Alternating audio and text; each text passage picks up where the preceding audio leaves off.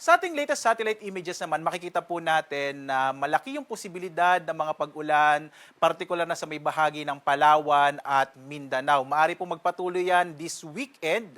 Kaya po patuloy nagpapaalala tayo sa ating mga kababayan dahil nga malaki yung posibilidad ng mga kalat-kalat na mga pag-ulan, pagkidlat, pagkulog. So posible pa rin po yung mga flash floods and landslide lalong-lalo na sa ilang mga lugar ng Palawan at ng Mindanao. Samantala, mapapansin po natin mas kakaunti po yung mga kaulapan dito sa may area ng Luzon at Kabisayaan. So inaasahan natin this weekend na malaki pa rin ang posibilidad ng maliwalas at mainit na panahon ng mararanasan, lalong-lalo na nga po sa Luzon, pero posible pa rin ang mga localized rain showers and thunderstorms, lalong-lalo na po sa ilang bahagi rin ng Kabisayaan. Makikita rin natin na as of now, wala po tayong minomonitor na anumang low pressure area sa loob at labas ng Philippine Area of Responsibility. So possible po this weekend, maliit pa yung posibilidad na magkaroon tayo ng bagyo sa loob ng PAR. Lalo't easterlies pa rin ang nakakaapekto sa ating bansa.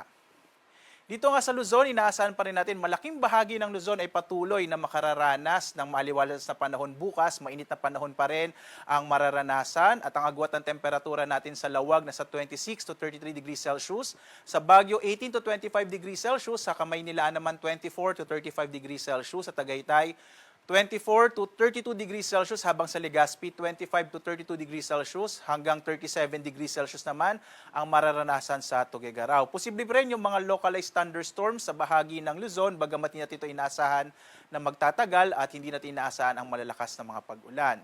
At narito naman ating inaasahang magiging lagay ng panahon sa mga susunod na araw. Unahin po natin dito sa Luzon, sa Metro Manila, Baguio City at Legazpi, inaasahan natin hanggang Martes, maaliwalas sa panahon pa rin ang mararanasan sa malaking bahagi po ng Luzon. For Metro Manila, agwat ang temperatura natin ay mula 24 hanggang 36 degrees Celsius.